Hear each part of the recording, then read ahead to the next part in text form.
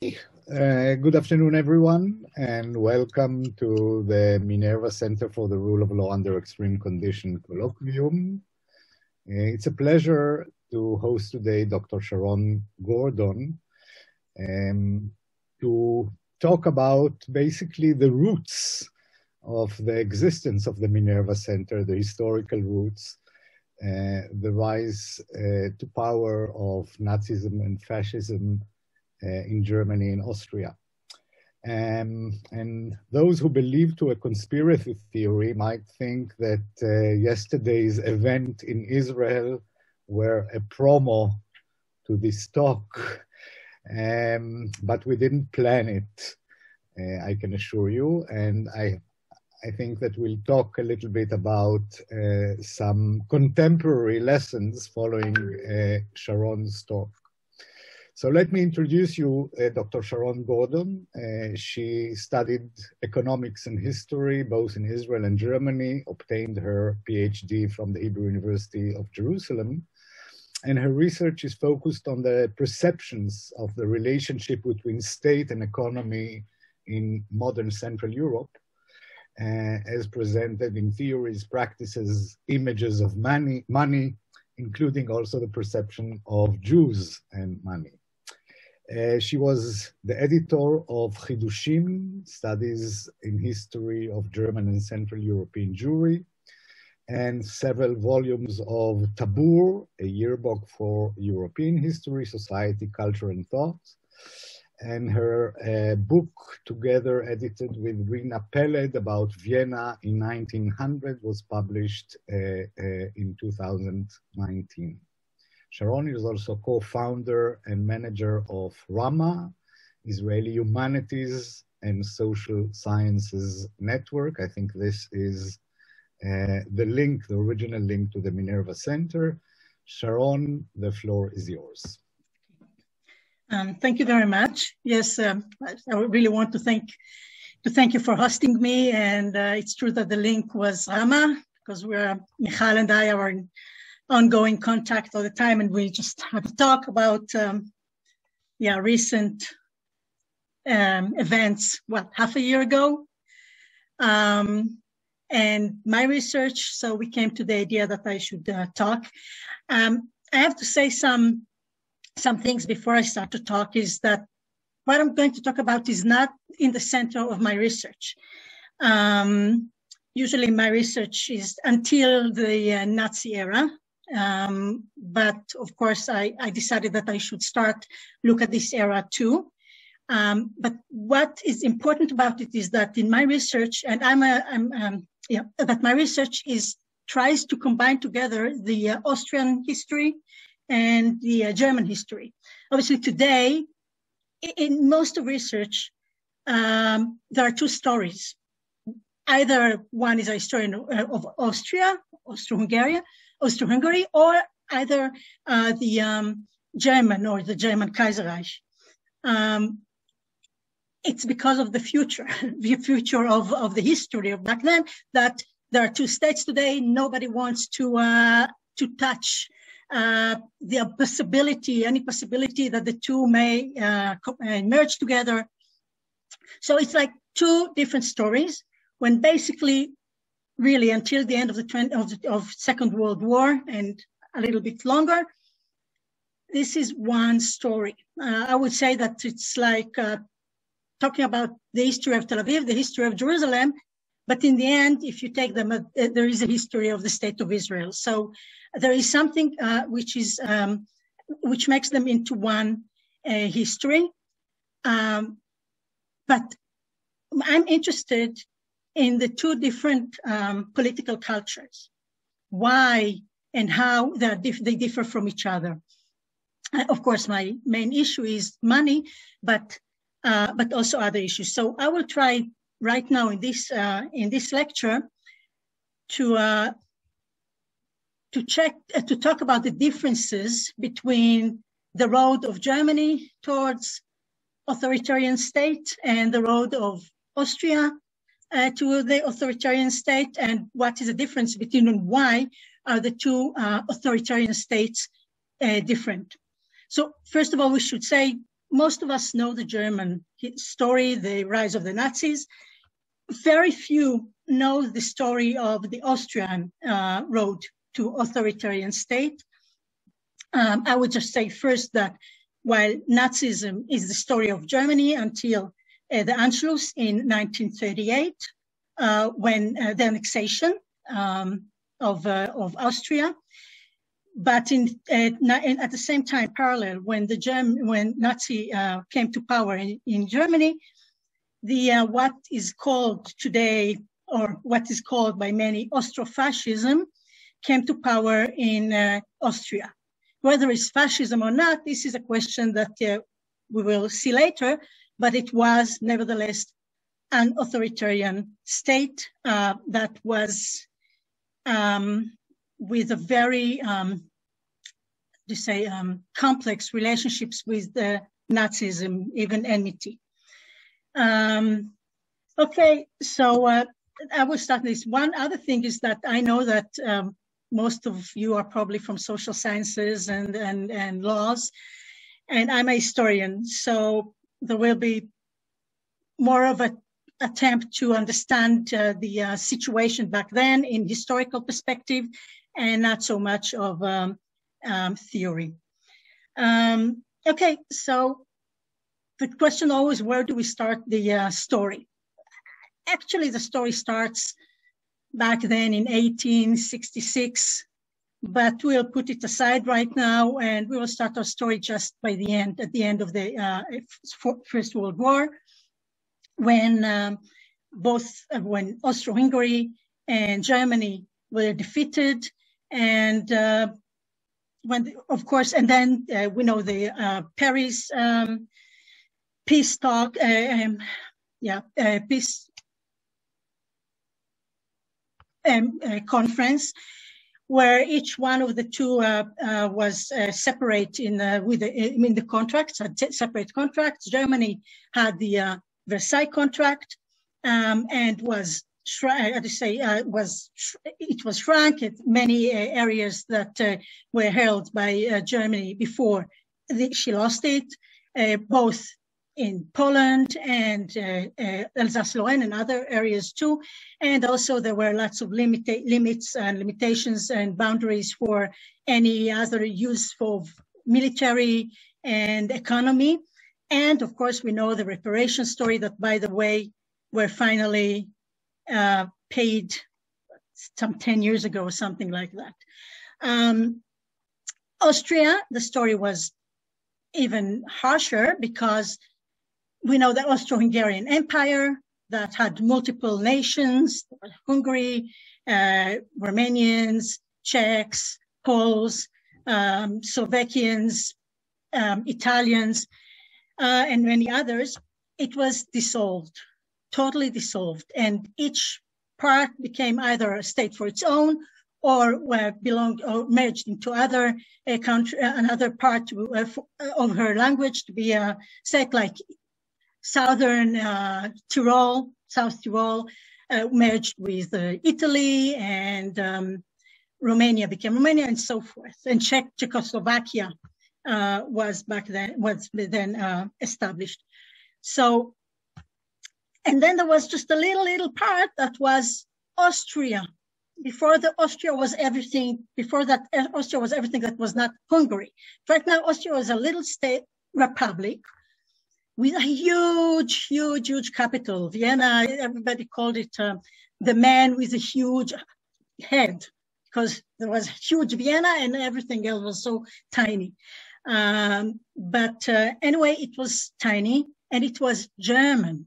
So what happened is that the Austrians, when they arrived at the, to the powers, they wanted to merge merge into Germany, because basically they are Germans. Well, they were, when we talk about the Austro-Hungarian Empire, each group was considered to be a nation. So the Germans were a nation, like Poles, like Hungarians, but there were also the, lingua franca. It's the same thing that we would say that Americans are Americans, but English is also the lingua franca. So right now, I said everybody, found their own own state, and they merged into the nation if there was a nation state. So they wanted to merge to Italy with Germany. Well, the powers forbade it totally, and put it both in the contract of Germany and the contract, contract of the Versailles contract and the Saint-Germain contract, that they should not merge. They used a very, how do you say, a language that softened it, as if Austria doesn't want to join Germany. But never mind, it just didn't work. They were not allowed. Moreover, they were not allowed to call themselves German Austria. They wanted to be called German Austria. They were not allowed either, so they became Austria. As soon as they had to establish their own nation state, their own republic, the Social Democrats took power. It was the same, by the way, in Germany, that the first ones to rule were the Social Democrats, and then it changed pretty fast. But the thing is that when we take Austria during the time and Germany, we take two very, very young democracies. It is true that even before the First World War, there were processes. They had, each one of them had a Reichstag, or the parliament that was, open. Everybody, every man behind, above 20 years old and over was allowed to vote. So there was there was a process towards democracy, but it was not, because still it was a monarchy. In Germany, Kaiser Wilhelm, and in Austria, Kaiser Franz Josef. So all of a sudden, there is a new democracy, and the new democracy that had a lot of, the two new democracies had a lot of clashes, because it is not true that it's not everybody wanted democracy. It's not really known how many people were opposed to democracy, but there were a lot of opposition to democracy. It was not just, okay, we have democracy, let's enjoy it. There were lots of antagonism towards democracy. If we take Germany, for example, so at the beginning, the president was Friedrich Ebert, who was a pro-democracy, and he wanted to promote democracy. But as he died pretty early, very young, von Hindenburg took his place, and he was a monarchist. He was anti-democratic, and he took anti-democratic measures. So first of all, we take two very young democracies that are based on a non-democratic background, with a clash between forces that want democracy and others that do not want it. They are defeated, so they feel humiliated, and there are lots of inner, domestic problems. And if we think about this, about 13, 14 years of existence of each of these democracies, they had a lot of troubles. First of all, the hyperinflation, both in Austria and Germany. Okay, and then there are like 4 or 5 years of golden age, or something like that, and then there is the global crisis. So it in a very short time, there's a lot of turmoil, and it is not, so democracy did not really have time and ground to become strong, to get stronger. It needs time to adjust. It needs time to deepen, and did not have the time for that. So it is really important. Some people usually say, okay, we see it from the beginning, it was doomed to crash. I personally don't think so. I think that it was a combination of the vulnerable situation of the atmosphere and the different events that were through the time. And obviously there were some tendencies even from before that maybe we will understand. So first of all, this is really, really important to know. Now we see the differences between the roads of each of them. I'll speak about Germany a little bit faster because we all learned about it. Basically what happened in Germany, and let me show you. So I'll just go very fast, George. It's a very simple chart that shows the different parliaments that the different elections in Germany. There were 12 elections, or let's say 10 elections, because the other 12 are later on into the Nazi period. There were 10 elections from 1920 to 1933. Okay. So it's within 13 years, there were 10 elections. So as we know, okay, so we'll see maybe later the dates, but basically this is from 1920. What we see here that the black are actually the center, the Catholics, the center, and the red, of course, we go through that, and the reds are the Social Democrats. Okay, so this is the first one, and then you can go from here, 1920, 24, 28. Now we see the brown, okay?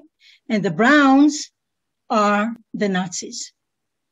So you can see that in the beginning, there was not so much, they did not have much of power, but you can see how many parties there were and how, and the differences that they go through. Okay. And 1930, in 1932, 1933, and this is the final one. Okay, in November 1933, this is when the Nazis were already in power. As you see, it's over there, but they could never actually establish, they've never had enough votes in order to establish their own government. They always had to go with coalitions, until, of course, as we know, there was the Reichstag was set on fire, and at this moment, Hitler took it as an advantage. He said, this is a moment of emergency, a state of emergency, abolished the parliament, announced Germany as a one-party state, and that's it. And then they held these elections in November 1933 to turn it into something established that the people voted for the Nazis. So basically, what happened in Germany is that there were all the time there were dead ends. It was one government after the other, one vote, one election after one parliament, one election after the other. It was impossible, nearly impossible, to create a stable coalition.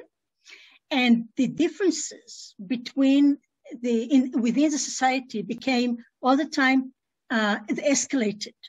The polarization became stronger and stronger, which means that in a way the middle disappeared.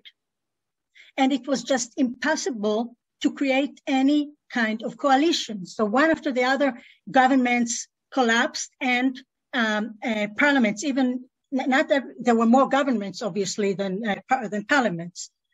So the crisis was that within a very short time, in the last years, there were several votes, several governments.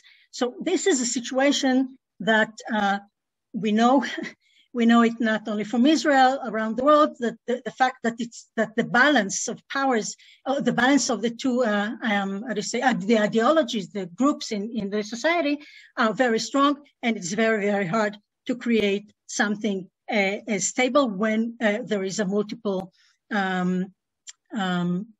so many parties. A very interesting thing about this is, I want to say that before we go to Austria, is that basically what happens in Germany is that the conservatives, they were not Nazis, but they were not they did not oppose the Nazis. Pretty fast, or when the time went on, we see von Papen, who was the head of the Conservatives, becoming a collaborator or a partner of Hitler in the government. So it was a cooperation between the Conservatives and the Nazis. What is the difference? If we take basically the society, we can speak about, it was very prominent back then in Germany, that we can speak about two parts of the society. One is the urban society, the urban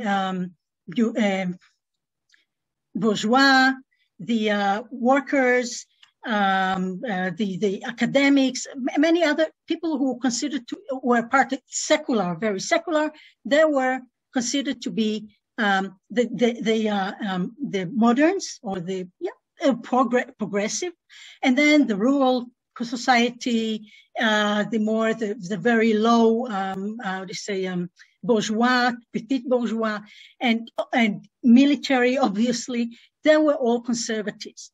Thinking that the Nazis were their constituencies, their support was more of the modern part than in the conservative part. But still, they managed to go together, okay? But in Austria, the picture is totally different. These are all the elections in Germany, in Austria. And as we see, there's very few, much less, parties. And the interesting thing is that, can you see my marker? The reds are Social Democrats. They pretty hold their power. The blacks are the Conservatives. Only the red and the yellows and these are the extreme right wing. So basically, all the time, there is something very, very stable in this is the elections of 1920, 1923, 1927, and 1930. These are the only elections taken in Austria between the two world wars.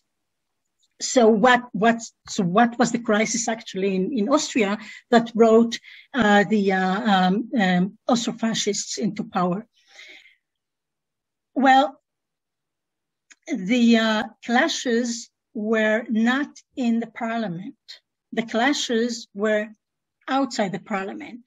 In July 1927, there was an uprising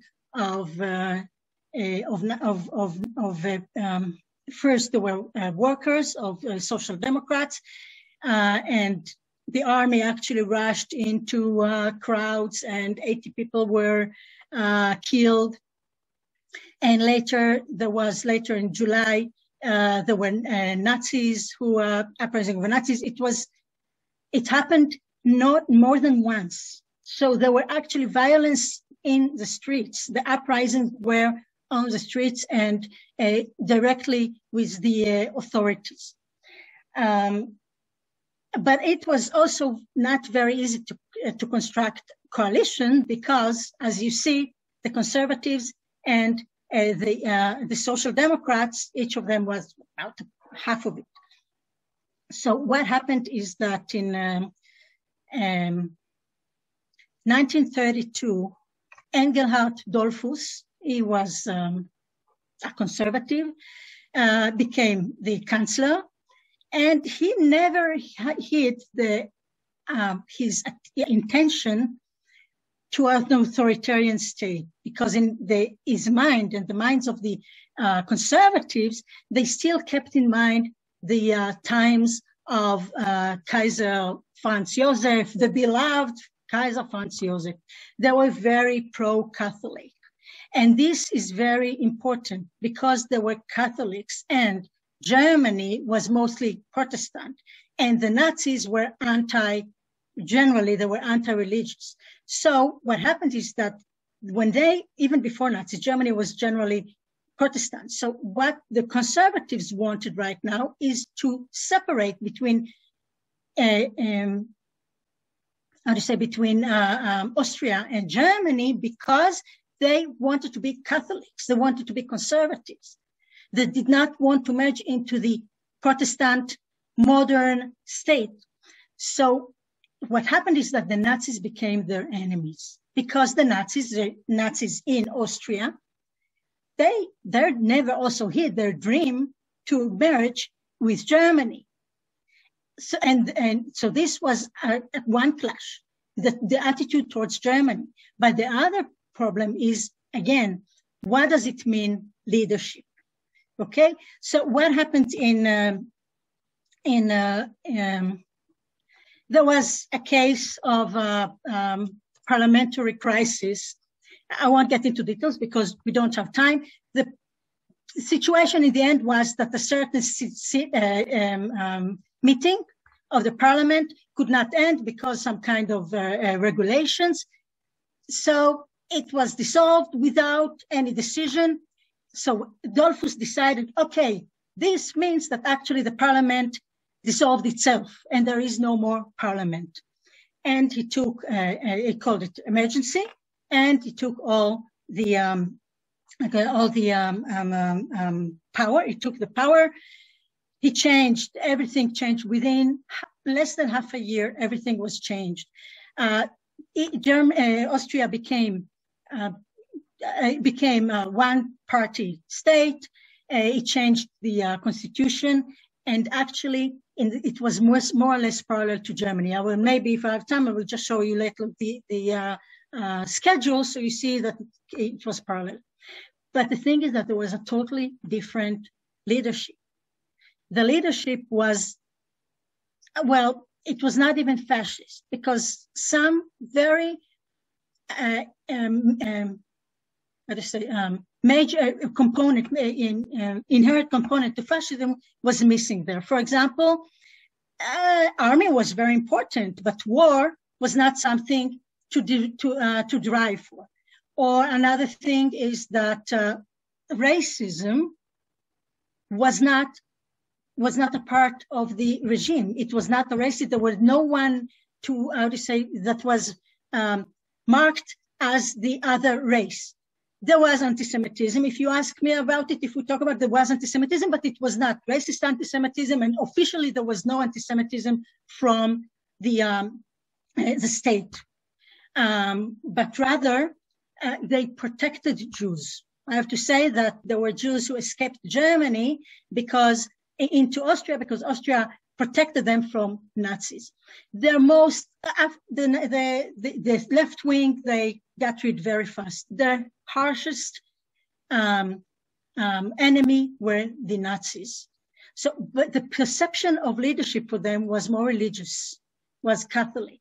It was like a father. They had in mind Franz Josef, who was a beloved Kaiser, who actually was a father of everyone. So for the people there, the idea was, or at least the fascists, whatever they were more like a corporate state. The idea was to be, it's something which unites, and it's supposed to be more a kind of authoritarian of a father kind of so we find two different authoritarian states that rise from the same kind in a very similar process of from different reasons. There was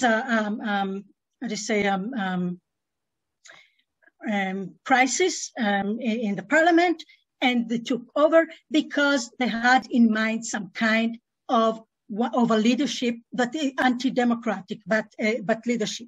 But one leadership is modern and racist and Nazi and ultra-fascist, and the other one is conservative, royalist. It's kind of royal. So they were very different. By the way, in 1934, Dollfuss was murdered by Nazis who were, in Nazi uprising, and another person, Schuschnigg, became the chancellor, and he tried to oppose Nazis, but Nazism became more and more popular in Germany, in Austria, and the Anschluss put an end to this phase, 5 years of 4 years of kind of Austro-fascism. So the thing is that basically we can find that there are different kind of even back then, there were different kinds of leadership. Even with anti-democratic atmosphere, there were two different kinds of leadership. And by the way, even in Germany, there were other possibilities, but for even practical reasons, or what happened is that the Nazis won in the end. Well, I do not have time for that, but maybe we'll talk about it, how the question of state and leadership in German and Austrian thought before the 19th century actually established the way that paved the way to authoritarian state, later to the authoritarian states in Germany and Austria. Yeah, which is, I find it interesting, but I don't know if we have time, and probably maybe the difference between Austria and Germany before, the kind of leadership that was before in Germany and Austria, that also paved the way for some different perception of leadership, or let's say the leadership that took over in both countries. Okay.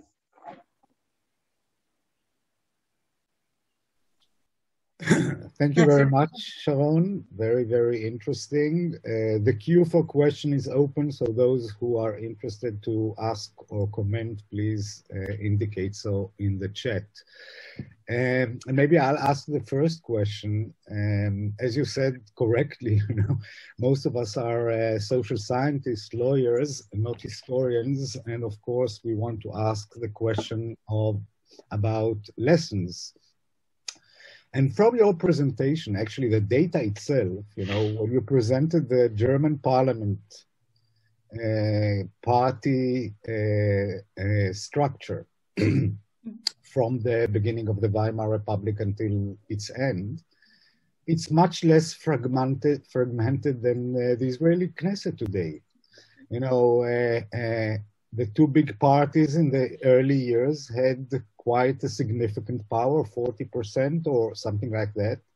So basically, there was a possibility to form coalitions. As we see today in Germany, there are very, very unexpected coalitions of the right and the left, the Greens and the CDU. So I don't find an explanation in the fragmentation of parties, neither in Germany nor in Austria. And maybe, it's the very, very weak or early tradition of democracy where, people didn't know how to conduct political talks. But the explanation for what happened cannot be rooted really in the fragmentation, parties, deadlock, political deadlock. So in a sense, it's not analogous to our contemporary situation today. So it will be interesting to get some reflections on this. In Austria, the fragmentation was not that strong. It was not a fragmentation. It was the polarization, the escalating polarization in the society, to my understanding. Okay, that did not allow when the left becomes more left and the right becomes more right and the center disappears or becomes very, very weak, there is less place for dialogue, even in the parliament. This is my understanding, that the polarization in the society played a major role. And of course, we cannot ignore the fact that there was economic crisis. It played a role. 30% of the people were unemployed. Today, even 30% is a lot, but I think that today in countries today are more capable to handle situations like we have now, are more capable to handle it economically, in terms of budget. It was not this case when we cannot get into the, into the whole story of the Great Depression. But the fact is that the Great Depression played a role. There was unrest.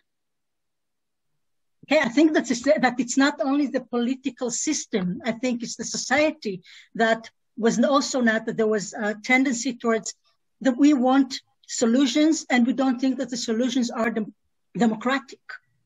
So this enabled an undemocratic, look how how fast the Nazis changed the,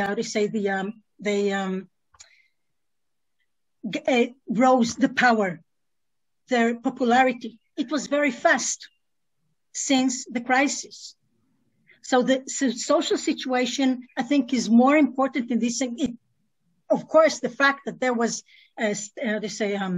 this kind of parliament that was very fragmented probably maybe helped the situation or did not help to solve the situation. But it was a street. I don't think that it was a politics. Okay, if you have 30% unemployment with a very early, weak, not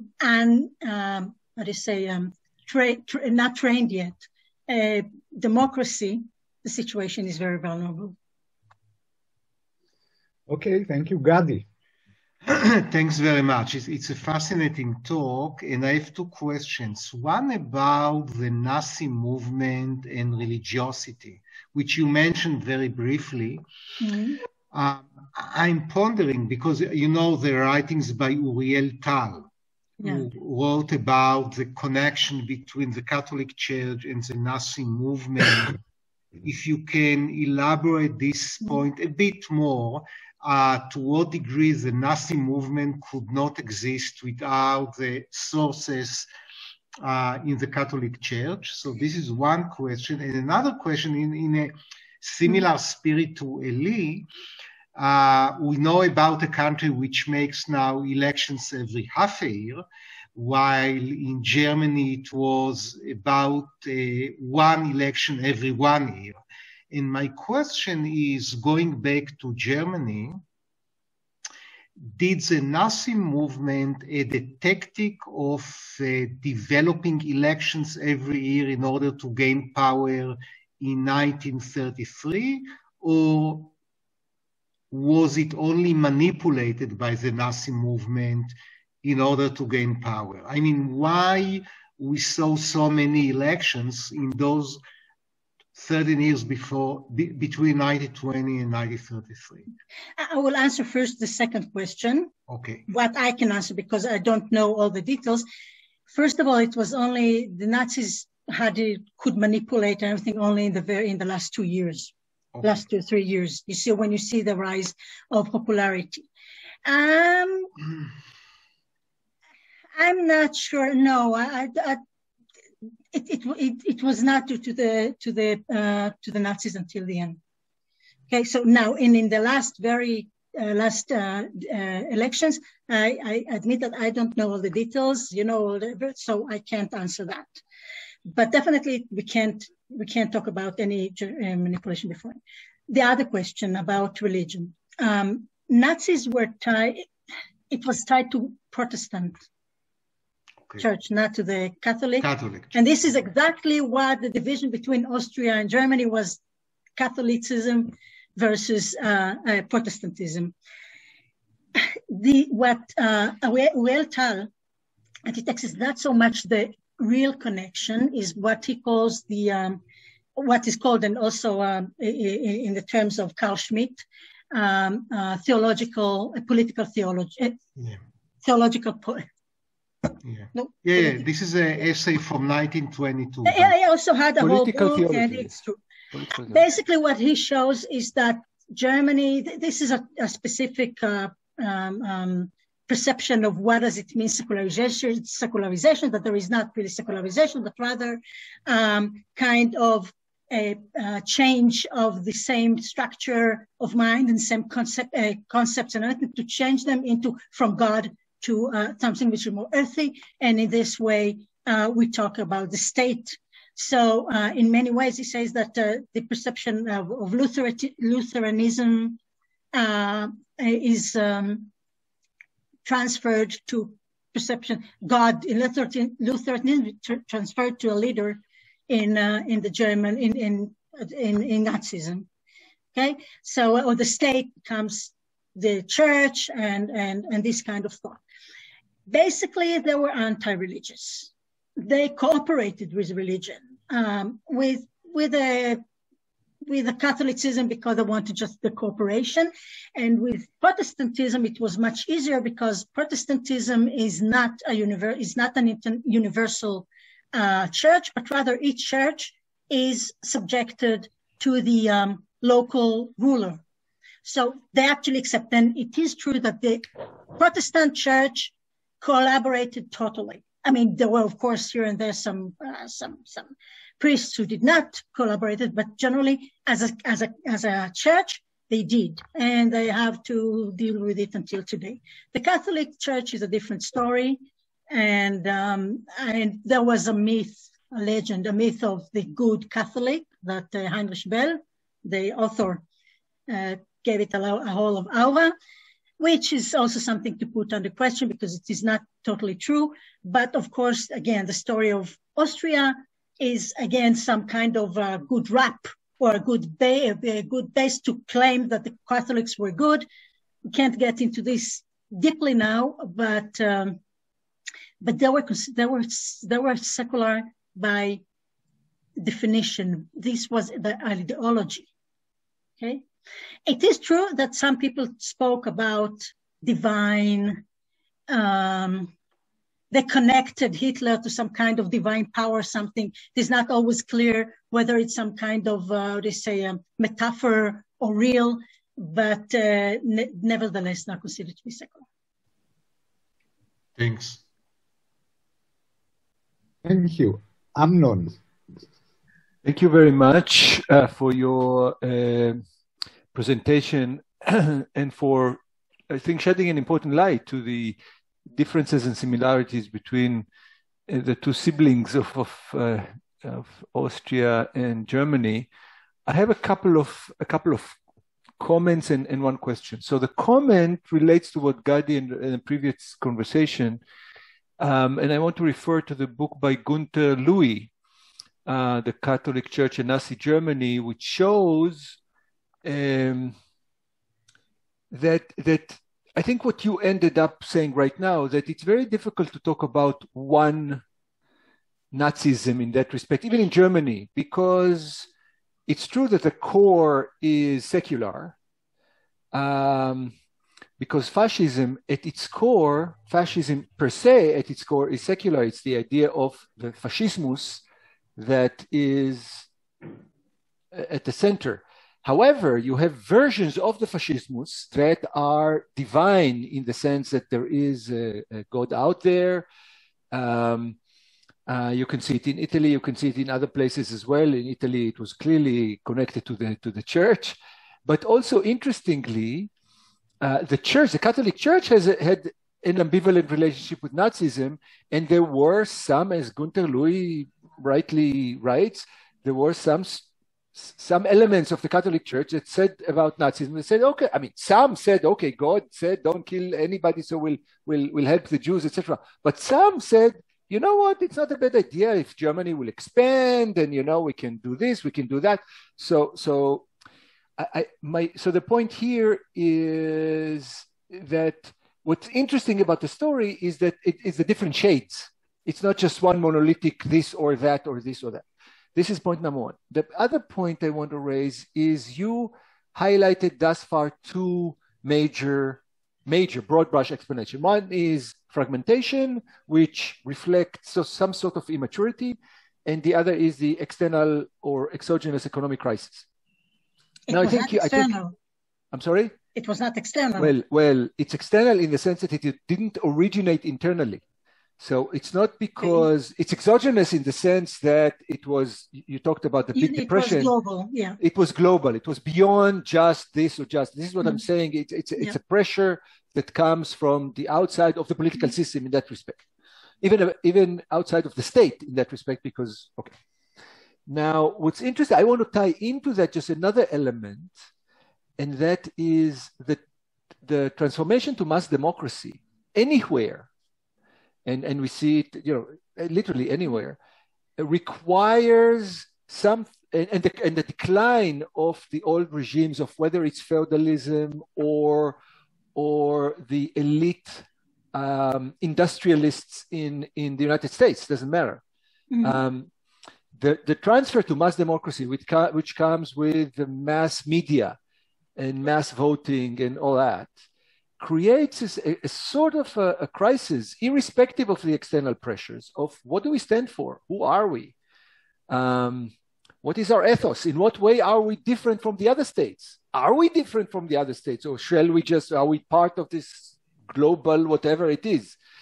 And in that respect, liberalism offered something, not so attractive, by the way, in those days because of capitalism. It was so merged with capitalism and great inequalities that stemmed from the Industrial Revolution in the United States. So if I was in Europe, I would say, wait, my future should look like the United States, where they use people just as replacement parts in the production belts, and you see all the migration from Europe to the United States, and people just are treated just like spare parts of the industrialist world there. Do I want that?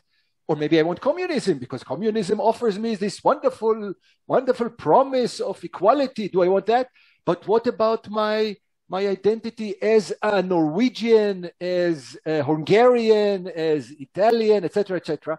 And the fascismus offer me this idea of the thousand years. In the Magyar notion, it's since the 13th century, it doesn't matter. It gives me identity. It gives me this unifying theme of who I am. It's the beginning of identity politics in that respect, of who I am. Why should I sacrifice myself to the benefit of others? I mean, to the greater good of the fascismus of others. So it's a very, very seductive ideology, irrespective of the economic crisis, irrespective of whether there is bifurcation or no. I mean, whether we are fragmented or not. This is, in fact, a response to fragmentation.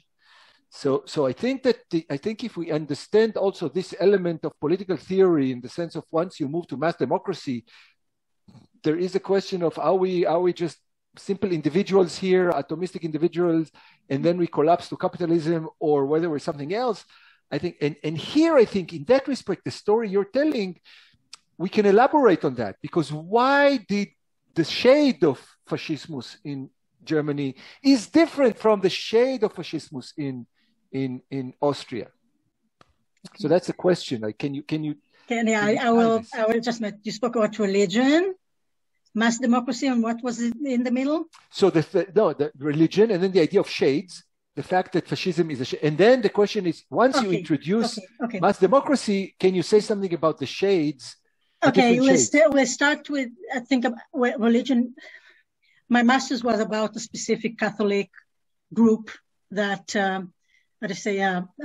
established a separate Catholic German church that was very national before the First World War. It was very Nazi later, and we can have a lot of. It's a very, very interesting, complex story. We can't get into it, but it was local. There were different local issues. For example, Munich, that was Catholic, was ultra-Nazi. Berlin, it was Protestant, was more left-wing. Okay, and it's really, and also local branches of the Nazi parties behaved differently. So obviously, of course, it is so much complex. It's very, very interesting. When you talk, when you talk about the Catholic Church, I was asking myself if you're talking about the Pope or you're asking about the Catholic Church in Germany. Well, obviously, the story of Catholics in Germany is something which is very interesting because they were always inferior in many ways. And also they had to justify the fact that they are Germans. And so among Catholics, you could find two very different tendencies. I can say that Heidegger, the very renowned Nazi ideologist, and he was Nazi ideologist, doesn't matter what you think about his philosophy, he was Catholic. He was devoted Catholic. He grew up as devoted Catholic. Later changed it, but nevertheless. So it's very, very, very complex, and it's not the floor to talk about it. But the important thing about this is that the ethos of that in Austria, the Catholic ethos played a role. It was like in Italy, even more. Okay, it was the church became like a part of the ruling, and there was no separation anymore, unlike Germany. So it's a very different ethos. This is one thing. About different fascisms, obviously, yes, and again, I think it's wrong to call Austrofascism fascism. It's not. It's too many components that do not fit into fascism.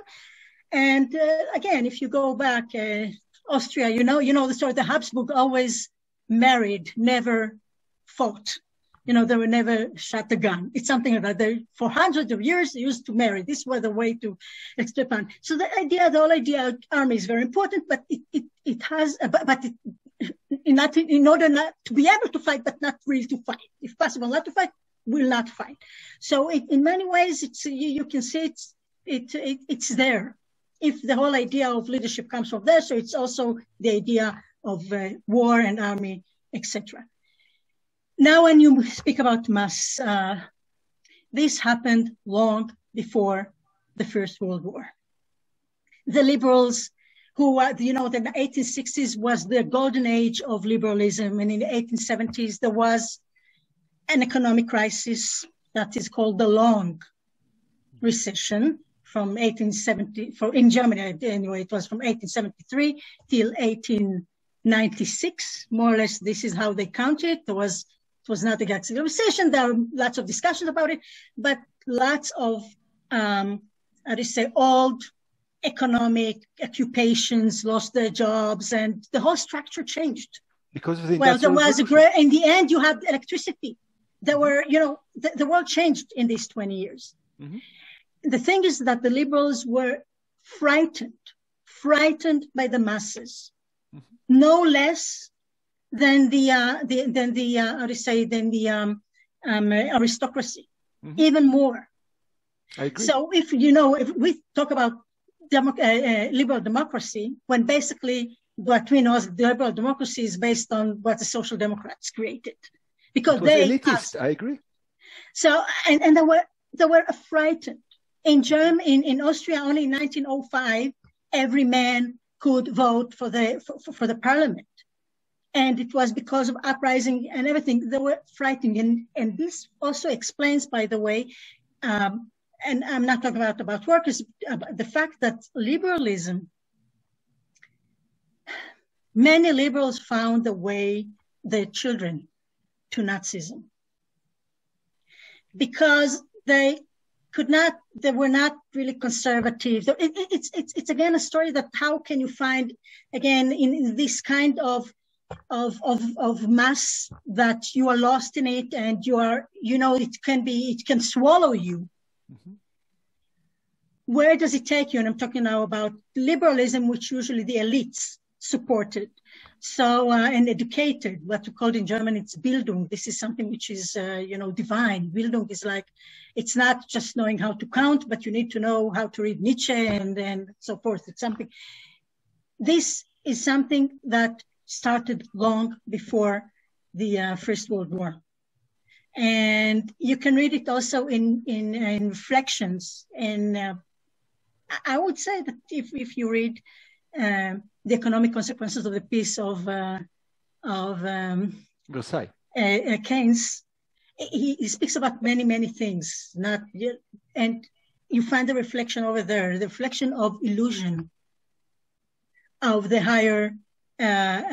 First of all, of the rich world, contrary to the poor world, but also within, about the differences, about the fact that right now, okay, so if you have differences, this gap, differences between rich and poor, as long as the poor cannot vote, that's fine. As long as they vote, they threaten you. This is why communism was a threat. In this way, I can say that when economy and politics, as long as politics keeps the somehow the how do you say the It's a Marxist claim. Yeah, again, this it's true. It's a Marxist claim that in a way that in politics, if you said that when it was equal, and in economy it's not equal, then clashes just come forth. So this is definitely true, and the search for identity. Now, in the Austrian, the problem is the Austrians had a specific problem with their identity. The thing is that you see with the Anschluss that everybody was very happy, cheered that the fact that the Austro-fascists, I will call them this way because this is his name, but although they're not fascists, they tried so hard to create an Austrian national identity. They failed. They totally failed. People felt Germans because they were talking Germans, and Germany is so much stronger in compared to this little poor, how to say, backward Austria, economically and in any other sense. The first time they managed to do it was after the Second World War, when the powers decided to claim that Austria is the first victim of Hitler. So they really, really preferred to be a victim of Hitler rather than cheering Hitler. And the one who actually really managed to establish this kind of identity was Bruno Kreisky, Jewish, by the way, who did not hesitate to bring former Nazis into his government because he was thinking about the future. And he really managed to create this kind of identity. And the Austrian identities were not Germans. This is the identity right now today. We are not Germans. So you needed to have such a blame and such a crisis in order to make the real separation. They failed to do it between the wars. Maybe, because with all the story about religion, the secularization process was already, falling. Not everybody defined himself like Catholic and Protestant, etc. Thank you, Sharon. Rachel Blumenthal, the floor is yours. You have to unmute yourself. Okay. Thank you very much for the fascinating talk. I'm perplexed about, you talk about Dollfuss not being anti-Semitic. I'm sorry. About the government of Dollfuss not being anti-Semitic. But Austrian society was much more anti-Semitic than German society. So how do you explain this sort of incongruity? I mean, it doesn't seem to make sense. I would say in many ways. First of all, officially they were not anti-Semitic. They were anti-Semitic, but it's a different kind of anti-Semitism. If you know, it was a Catholic anti-Semitism. You know, the Shaul Friedlander said this about the different kinds of anti-Semitism that the diminishing,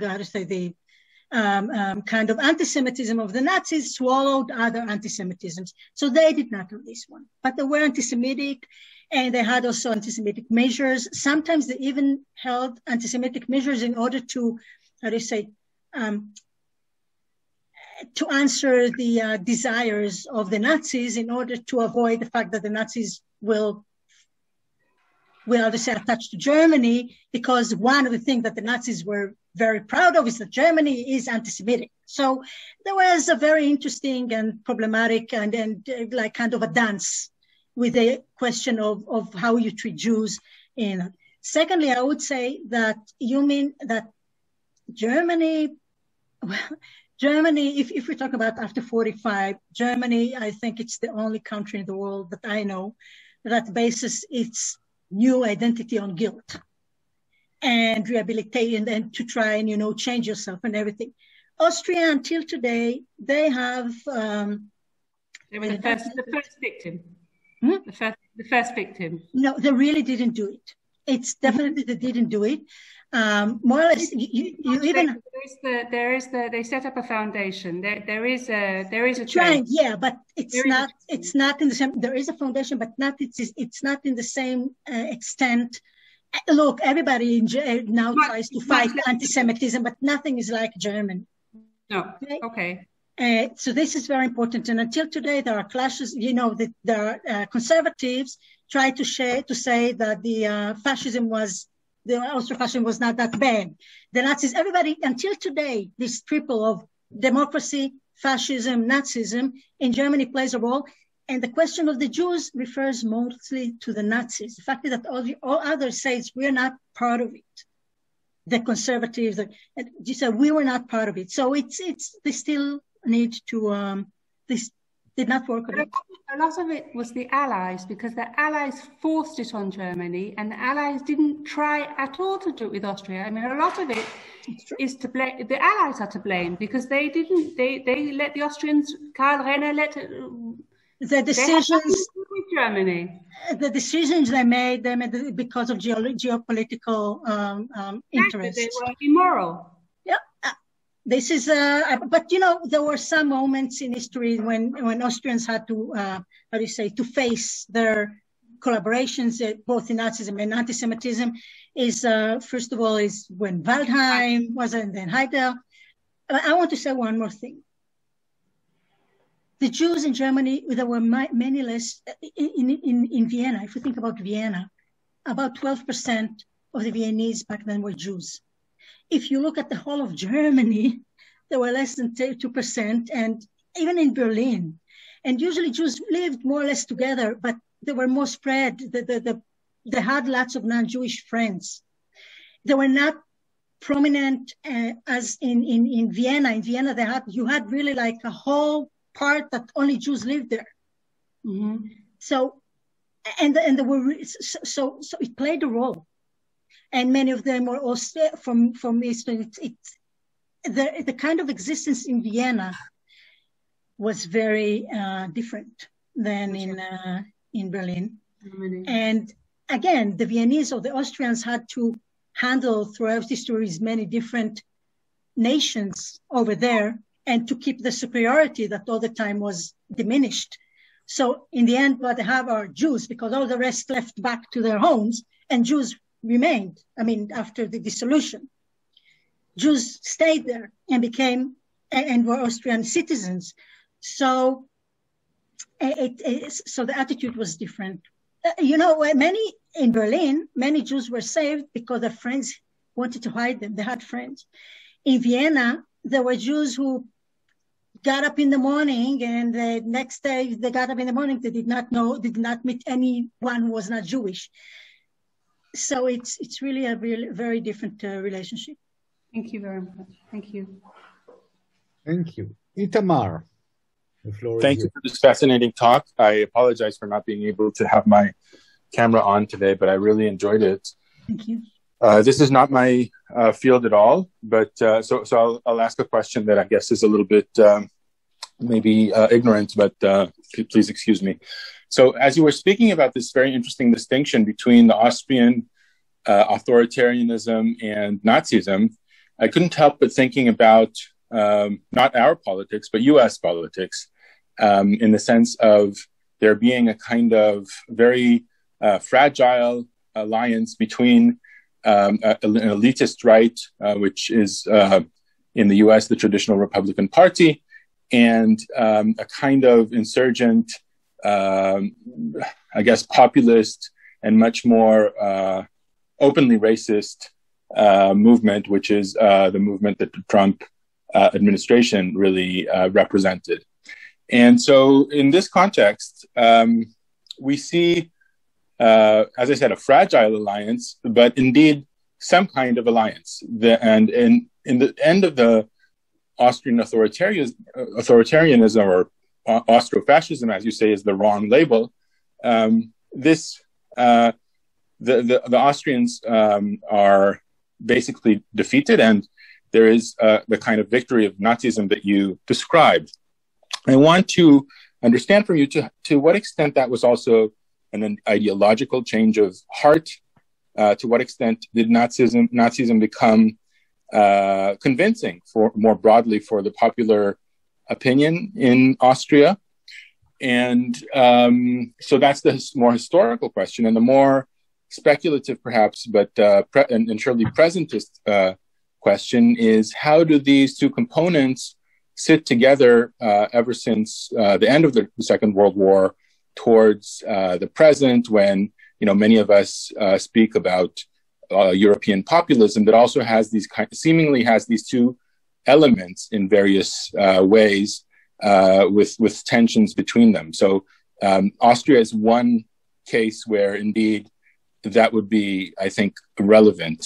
I don't know if you're able to comment on those issues and on the kind of constant negotiations between seemingly very two different kinds of right-wing authoritarianism, but I would be curious to hear what you have to say. I can answer the more historical question, what you asked, what happens for Nazis in Austria back then. The other question, I do think that it belongs more to the social science. How come that they came together? And again, you can see that in one place, like Germany, it went pretty smooth, the collaboration between conservatism and Nazism, and in Austria it did not. What happened there is that basically it took time until order came back to Austria. As I said, in 1934, the chancellor was murdered, was assassinated. So it was not something that they really were. You could say, okay, here came the good savior. And Austria did not make as well as Germany in recovery in economic recovery. Germany actually made a fast recovery. Again, we can, economists and everybody there is a whole debate about it. But the fact is that people experienced very fast that they have jobs, that they have income, that they're secured. In Austria, it was slower, much slower. They did not manage to do it so fast. Secondly, it was already a long relationship of, a black sheep of Germany, Austria. The poor, the language is not. It's not the best language. They are also not very direct, not very correct, not very accurate. It's a kind of a lower grade German, and they had inferiority, really. It was already before the First World War, but back then at least they had the empire, and at least they had some kind of other rule. But when it came to the when it came to the attitudes of Germany after the First World War, the inferiority was huge. Look, even before the First World War, economically there was a huge difference. Military. What happened is that actually Austria was defeated in 1866, and therefore was not anymore part of Germany. So there was a military defeat, and so forth. So the inferiority was too deep. So obviously they wanted to join the bigger, larger Germany that many did feel that was more, that answering their identity needs much more than Austria. Then, yeah. Stefan. Yes. I would like to follow a bit up on the question of Amnon, the rise of mass democracy. I think you rightly stressed that this rise of mass democracy kind of started and went along already quite earlier in the second half of the 19th century. But I think it's half a comment, half a question to you. But isn't there a special factor in Germany due to the peculiar constitutional construct? The parties, let's say, could remain in a kind of ideological dogmatism because they were spared the kind of ugly compromises of being a part of a government in the kind of constitutional structure of the Kaiserreich, and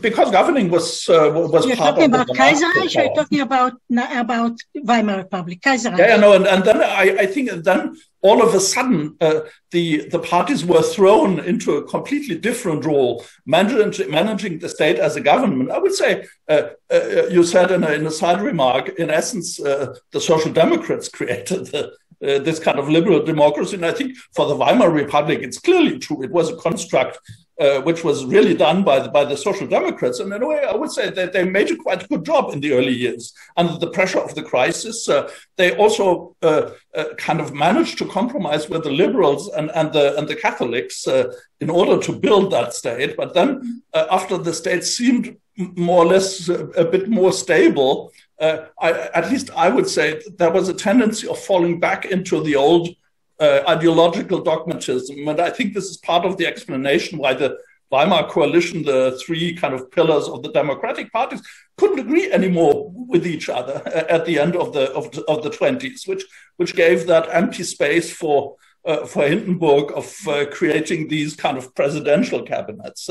And in that way, I would say, is this kind of legacy of the ideological dogmatism not also one of these factors which explains the German case, which also explains the kind of the different story after 1945, because in Germany as well as in Austria, parties learned to find common ground, to compromise with each other. That's, I would say, that's why the two states have become quite stable constructs compared to the Weimar Republic.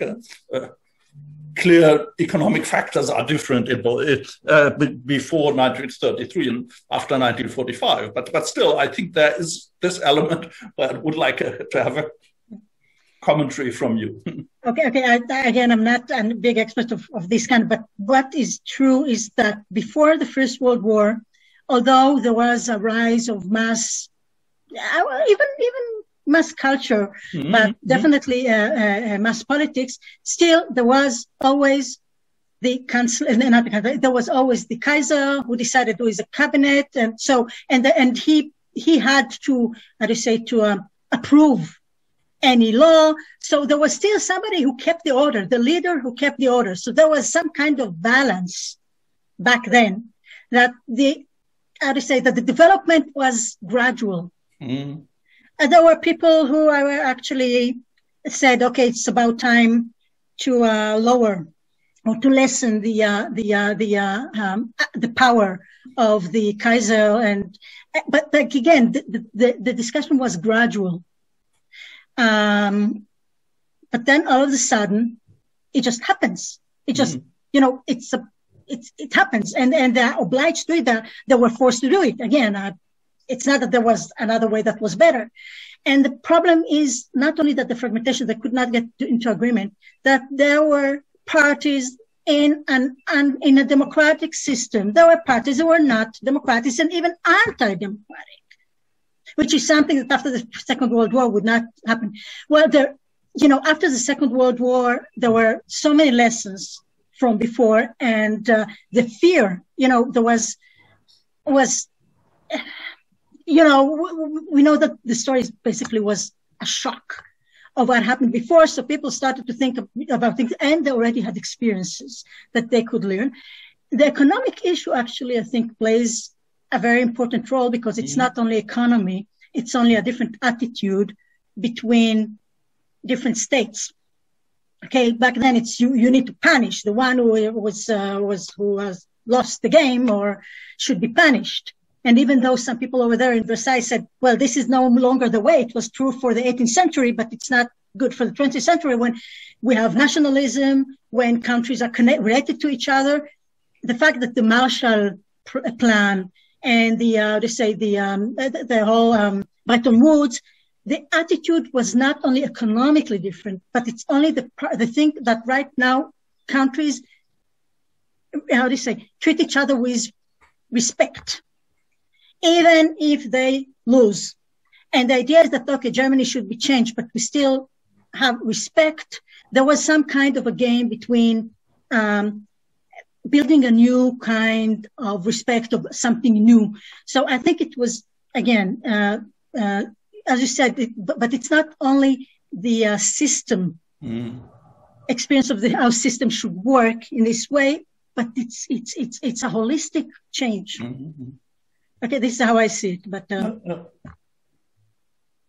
yeah, I think Stefan's point brings up again the question of democratic traditions, and in a sense, it's applicable to the Central European countries today. What's happening in Poland and Hungary can be attributed to the fact that democracy as a compromise, as Stefan puts it, is not yet in the blood vessels of these nations.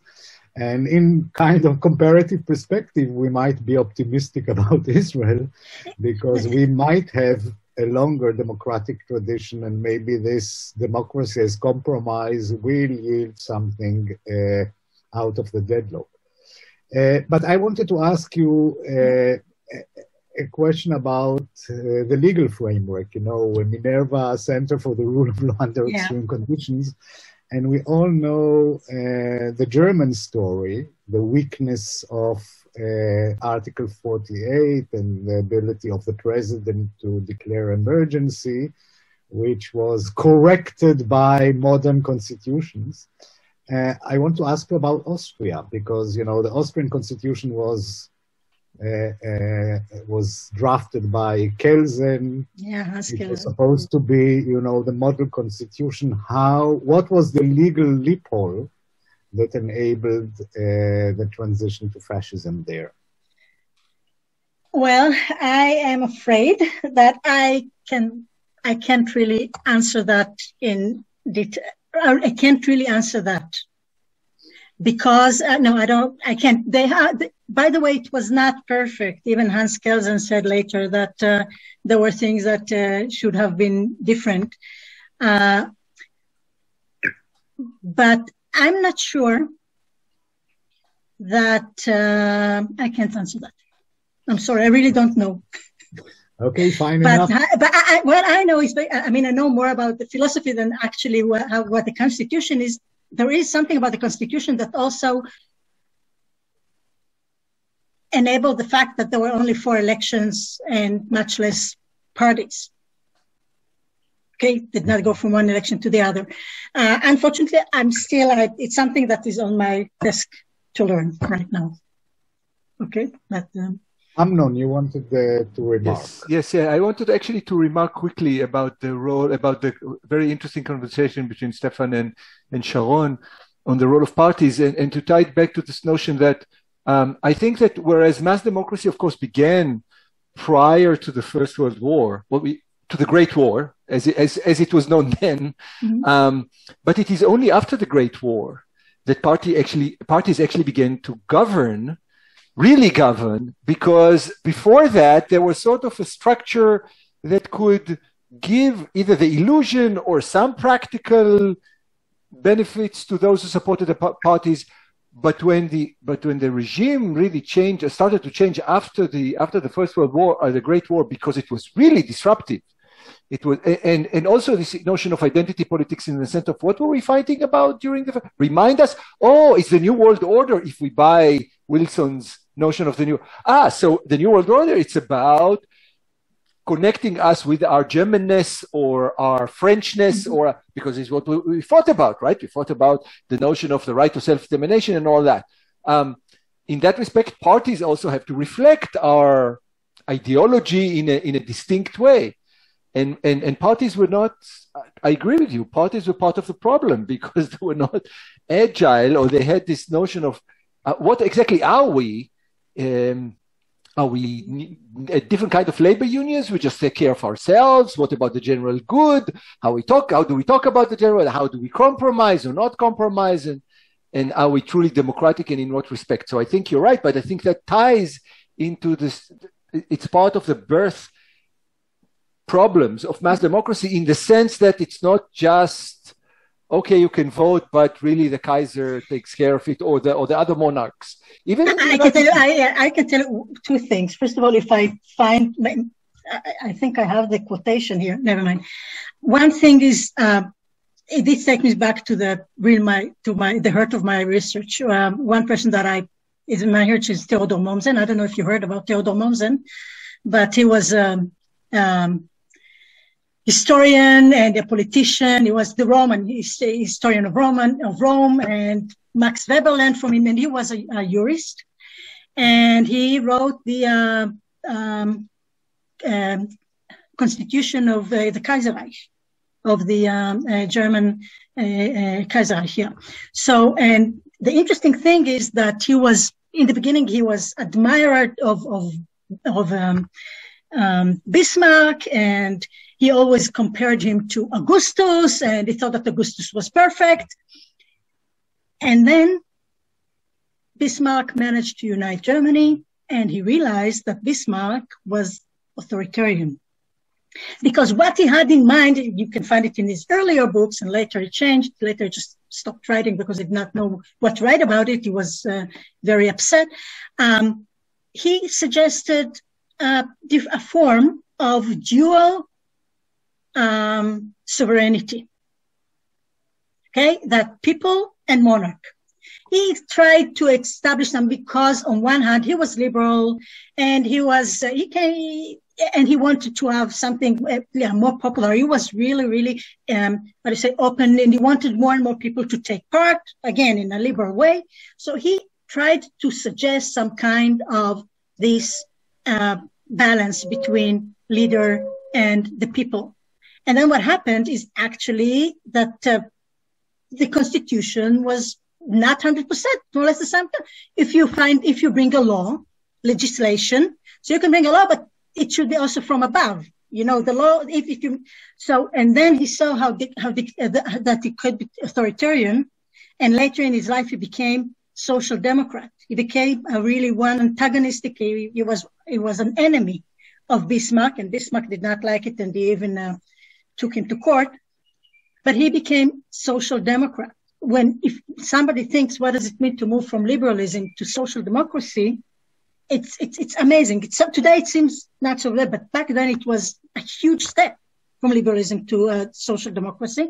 And thinking that in the constitution, he already saw in his mind the problem of democracy, of the mass. How can the mass actually find ways to agree upon anything?